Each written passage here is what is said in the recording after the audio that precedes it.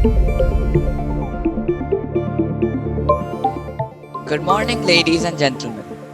This is the final presentation brought to you by the CubeSat company, and we will be talking about two ideas for payloads for a 1.5U CubeSat in the lower Earth orbit. This is what we will be talking about in today's presentation. We have been asked to make a 1.5U CubeSat, which is a 15 centimeter into 10 centimeter into 10 centimeter satellite. Our CubeSat will be launched to a height of 300 kilometers, which is in the ionosphere as well as the thermosphere. It will be up there for approximately 2 years. So we have worked on two ideas for the payload of our satellite, what the CubeSat will do. Our first payload idea is to send extremophiles to space. But what are extremophiles? An extremophile, simply put, is an organism that can survive and also thrive in extreme environments.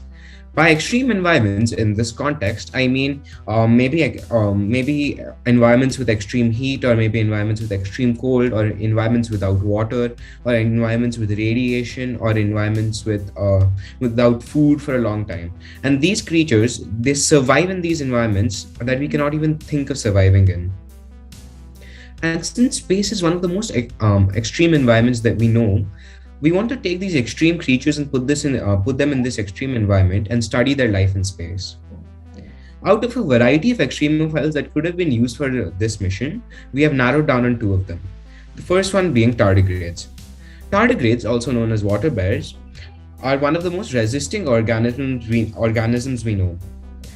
So there's some information about tardigrades on the slide. You can go through them. I will be explaining how the tardigrades survive all these extreme environments. The way they do this is by curling up into a ball and retracting their 8 legs into themselves. This is called the ton state. They basically curl up their entire cells into this little ball and release all the water from their system and replace the water with matrix. So they release all the water from their cells and really replace that with a matrix. Why they release the water is because if you don't have water in your cells metabolism stops and you're basically not living anymore. You are not producing energy and you're not respiring. So they remove all the water and they replace it with matrix. The reason they put matrix is so that the cells don't get damaged. And in this state, they can survive forever, like almost forever, for like 30-40 years without food or without water. They don't move. They're almost practically dead in this state.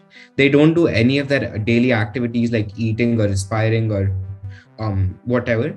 And the way they get out of this state is if you rehydrate them or if you bring them to a suitable temperature.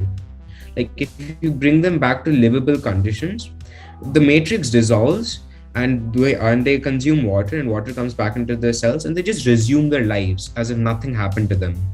And the most interesting fact is, while in this state, they do not age at all. So if I put a tardigrade at maybe 1 Kelvin right now, which is extremely cold, for maybe 5 years, and if I brought it back to a regular temperature, it would still be the same age. Passing the mic on to Shivani to explain about our second extremophile.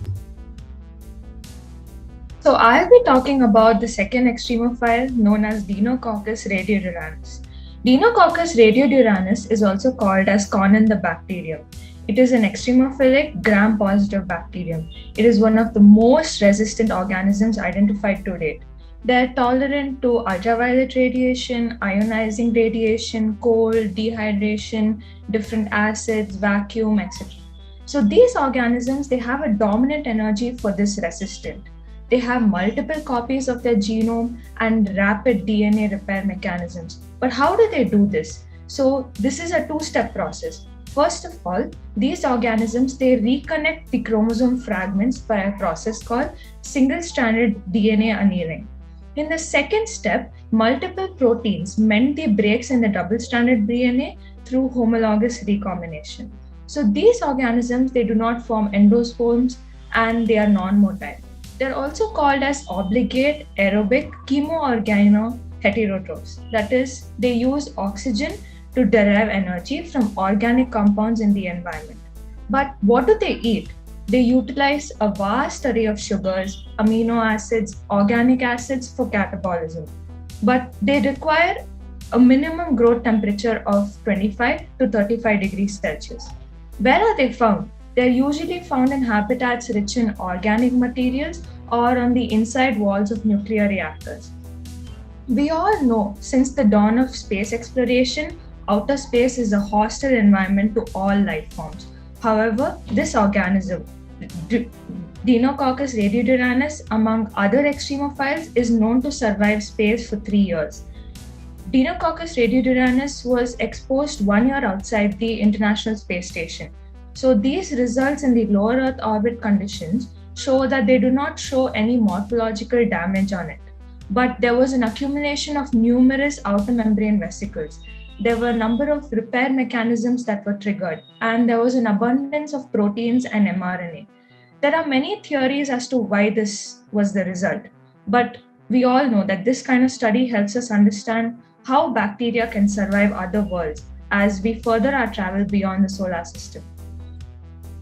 Exposing extremophiles to harsh space environment is very easy and cheap with a very small instrument known as lab-on-chip. Lab-on-chips are very small instruments used to conduct biological tests in microgravity. It requires very small amounts of solutions or fluids, and we can fit nearly hundreds of microorganisms in it. So, a syringe or a pump is required to activate the organisms into the chip. Further, the optical detections are used for the analytical purpose. So this is the lab-on-chip module. It's small and has dimensions of 3 into 3 into 4 centimeters. So we decided to use CCD, charge coupled devices, as a light sensor, which takes pictures by converting photons to electrons, which enables to see the samples very clearly. This thin slide is where the extremophiles will be placed.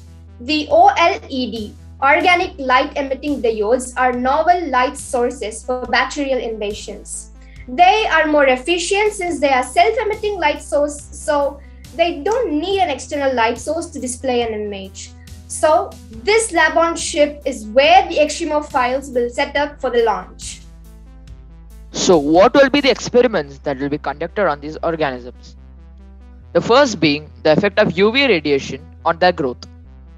We all know that Earth's atmosphere protects us from the UV radiations.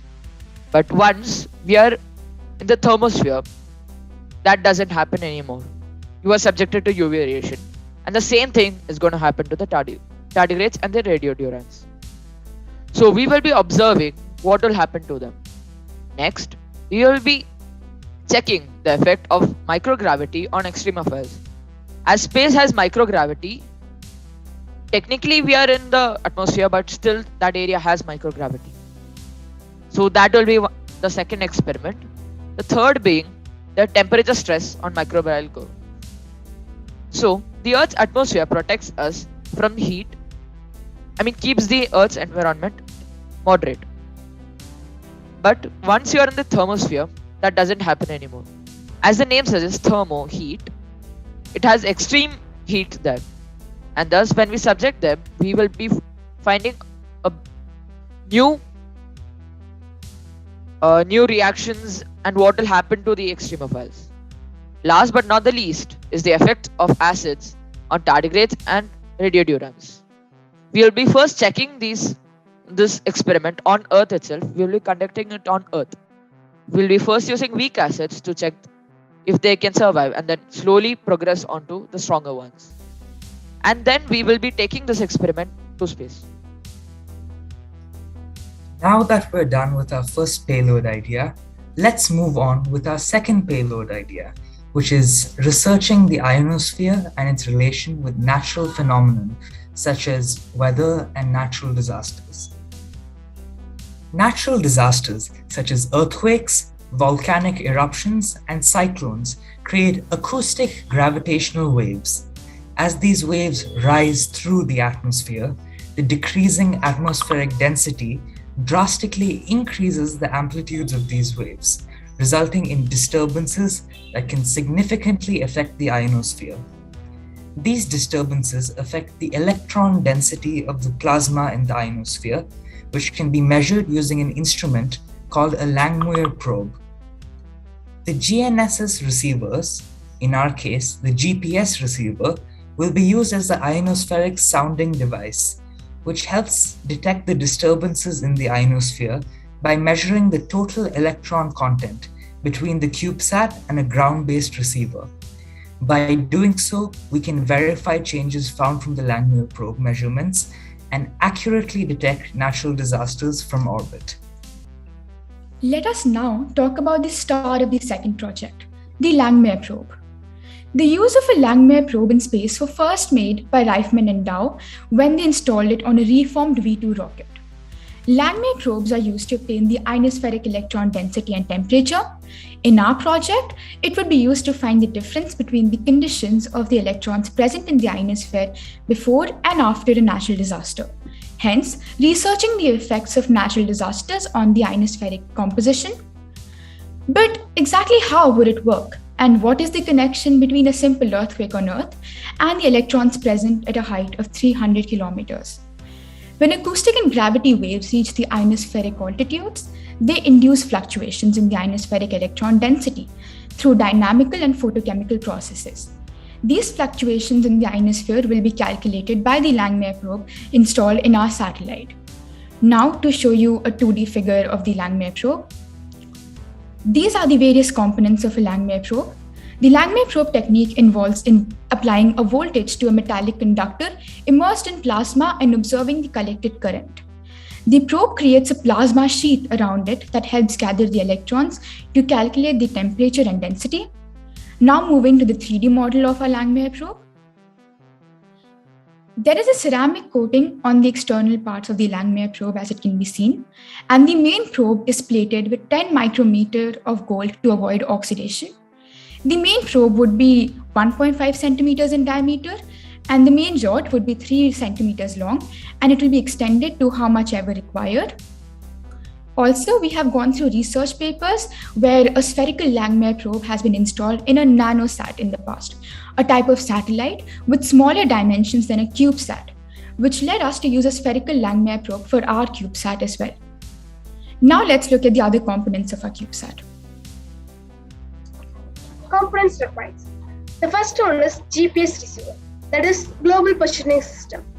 It is a 12-channel hardware-based receiver, which utilizes a well-established GPS chipset. It is to achieve attitude and orbit control, orbital transfers, and end-of-life deorbiting. And the second one is magneto accuracy. It is a set of two, that is X and Y axis, magnetic rods, and one air probe, and Z axis magnetic coil that enable CubeSat attitude control. And the third one is S-band transceiver. The transceiver operates on the ITU space operations. S-band frequencies. The unit has separated filtered RF connections for input and output, allowing for different receiving and transmitting antennas. And the fourth one is solar panel. Typical solar panels are used in the CubeSat as our power source for the machine. If extra voltage is required, an extra battery source can be made available as well. And the fifth one is sun sensor. The CubeSat sun sensor determines the spacecraft body angles with respect to the sun. The last is onboard computer. The CubeSat onboard computer, that is OBC, will help connect the models to every component of the satellite and support of the command and data handling services. Yeah. So here are the future plans for payload idea 1. The extremophile research. The extremophile research would enable further understanding of how organisms adapt themselves to harsh environment. This lab-on-chip module is minimal compared to other models released, hence allowing research of multiple organisms on the same CubeSat.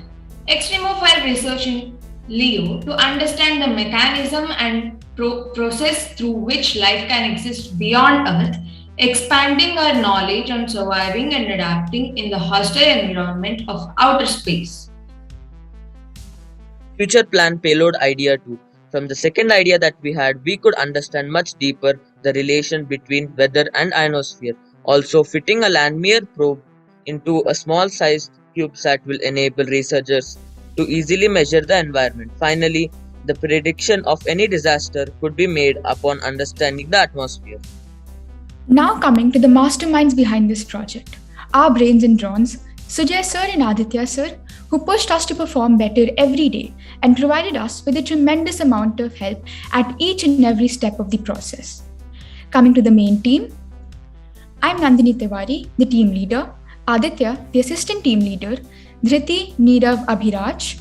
Moving to the next slide, which has the Extremophile team, Tanmay, Sweta, Shivani, Dhyan and Sahana, the best team ever.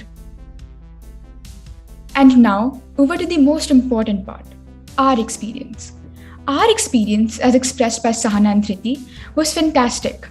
Going beyond our school curriculum, reading and studying about something much more than just our school textbooks, and knowing about how the system works at a height of 300 kilometers from the surface, and getting an opportunity to design a CubeSat was amazing and definitely an experience of a lifetime. Some moments from our team meetings. This is a picture of all of our team members. You can see we're having a blast while stressing about our research. Thank you everyone for your valuable presence. We hope you were able to convey our ideas clearly. The floor is open to questions. Thank you very much, team. The ideas were very, very clear and a very neat presentation. So let's open the floor for questions. Do we have anyone? Yes, ma'am. Margarita, please go ahead. Okay, this is very interesting, especially extremophiles. I love this subject myself. I have two questions. One is, I think it was Arun, yes, who said about tardigrades, that upon desiccation, they create a matrix. But you didn't specify, what does it mean, matrix? The word matrix these days is very, very confusing. By matrix? Movies, yeah. By matrix, we mean like a sort of liquid jelly that helps, that you basically like preserves the insides of their cells and prevents them from tearing apart, because under dehydration. No, there is no liquid. See, the point is that you said it yourself, that the water it evaporates all the water, it gets rid of all the water specifically. So by it forms. So what this matrix is, what is the basis of this matrix? It is very important question, because in principle this can be used even in humans for some long term anabiosis, sleep and so on. So what is this matrix consist of? I'm not sure. I'll research more on the topic. Yeah, because it's actually very interesting. These are proteins. Yeah. These are specific proteins which are absolutely unique to tardigrades only.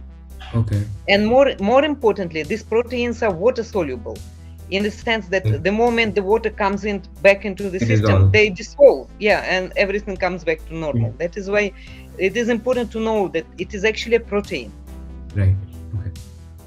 And my second question is about how you plan to get this data back to Earth, data on your tardigrade extremophile experiment. How will you know what happened to extremophiles? Anyone wants to volunteer, or should I take the question? We would probably have an onboard camera monitoring the extremophile and a storage system where it would record the observation, and then we will be sending it back to Earth. Also, we will have a live feed. Yeah. We'll have a live feed with a camera that would keep sending us a feed of how our extremophiles are doing from our lab on chip module. Remember, you have to. I believe ma'am is having some connectivity issues. Yeah. Remember, you have to observe them through the microscope. Yeah. So that is why the camera has to be connected to the microscope. Otherwise, they are microscopic size. You can't see them. You have to think about it more thoroughly. You can't get it back, like with the balloons, for example. So you have to design specifically the observational and how you get this data back. Ma'am, the CCD camera is a microscope that it is an optical microscope that we are using in our payload. So it can actually possess over 10 million pixels. So the advantages are it has lower noise ratio, which can send high pixel image with high quality. So we are planning on a re-entry mechanism. We haven't decided upon it yet. And after we get the samples back to Earth, we will be using a special software to categorize the cultures. No, I understand. This is great ideas, but you have to really think about it thoroughly. Re-entry from 300 kilometers will burn the tardigrades, first of all. Secondly, you have to send, images are okay, but you have to send the data down. So you have to transmit the data. We also have a live feed too. Yeah, that is also, so you have to think about this, because the channel is not, I mean, you can't receive on the ground continuously. It's orbiting the Earth. Yes. The receiving station will not be always in the field of in the view. So, okay, but ideas are good, very good. You can try this to fly this on the balloon first with us to test. Yes, ma'am. I think they've started working on it, and we will surely make them continue to work on it and test first on balloons and then on rockets for sure. Yes. Yeah. Yeah. Okay. Great. Thank you. Thank you, ma'am. Thank you, ma'am. Thank you, ma'am. Thank you, ma'am. We'll Ma'am. keep it in. Any more questions? Yeah, we have Arun who has raised his hand. You can go ahead. Yeah, thank you. So another lovely presentation, and amazing job on the presentation, guys. I mean, I don't think I could ever do that in a million years. Such a good presentation. So well done on that. So the first thing is that during the beginning of the presentation, I had seen a slide where you had mentioned the lifetime of your CubeSat. So I think you had mentioned it was 2 years. Am I correct? Yes. Yeah. Yes. Approximately 2 years. Yeah. One thing is, how did you estimate that this mission is going to last for 2 years? Because as far as I understand, at such a low, you're not in low Earth orbit, you're in very low Earth orbit, where there is a lot of disturbance from the ionosphere, from the atmospheric drag, and also in terms of your solar flux. So, like, the flux actually changes, from time to time. So, as far as I understand, it was somewhere around 40 to 60 days, a lifetime of a mission in 300 kilometers orbit. So that is something of which somebody can enlighten me, like where do you get 2 years? Sir, that was the problem statement we got. We just developed the payload. It is just that at we- 300 kilometers. Actually, we are still researching on that. We had faced that problem many times during our project. Yes, sir. Also because we would want it to be a 2-year program, since it's a research project. When it comes to the tardigrade project as well as the ionospheric project, it's solely a research-based project with future payload ideas. So we're just still researching about it more, because we're not done with our project yet. This is an ongoing project. Also, our launch details are a bit hazy since we haven't actually gotten any real confirmation on our exact orbit height or our exact orbit angle. So once we get the exact details, we will streamline our project more for that. It is just that at 300 kilometers orbit, if you would want to have a life of 2 years, you need to incorporate a propulsion system with your CubeSat. So when you're doing that, that actually takes some more payload volume. You would need more power to run your satellite. So this is something of a comment. Because generally it's 40 to 60 days at that low of an orbit. And no comments other than that. It's a great presentation. We thoroughly enjoyed the second experiment, because I'm not much of a biology person, but I liked what you had conceptualized for your studying the ionospheric disturbances. So I hope to see this project take off. So well done. Thank you, Thank you, sir. sir. Thank you, sir. Thank you. Thank you, Arun, and thank you, team. Last question by Harish. So I have a small doubt. What is your solution for the atmospheric friction present in the thermosphere if you are planning to re-enter Earth's atmosphere? Could you please repeat your question? Yes. What is your solution for the atmospheric friction present in the thermosphere if you are planning for re-entry? We haven't fully finalized on a re-entry design. Right now, we're mostly working on the research payloads. We'll be researching on that later because, as Nandini said, it's an ongoing project. And our main idea for this 30-day program was about the payload. So the rest of the satellite design will come later. For now, we know that we need to have some sort of re-entry mechanism. How exactly it will work, we will research more on that and design it in the future. Your questions remind us of what is left to do. Okay, thank you for answering my question, and your presentation was very nice. Thank you. Thank you. Thank you so much. Thank you. Perfect. Thank you so much, team. It was an amazing presentation and a good, interesting discussion.